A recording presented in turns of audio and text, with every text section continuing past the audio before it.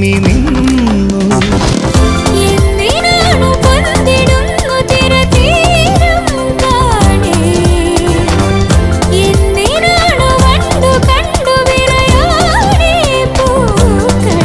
പറയൂ മനമേ, ചൊരിയൂ മധുരം പ്രിയതേ, എന്റെ ഹൃദയതാളം മുറുകിയോ,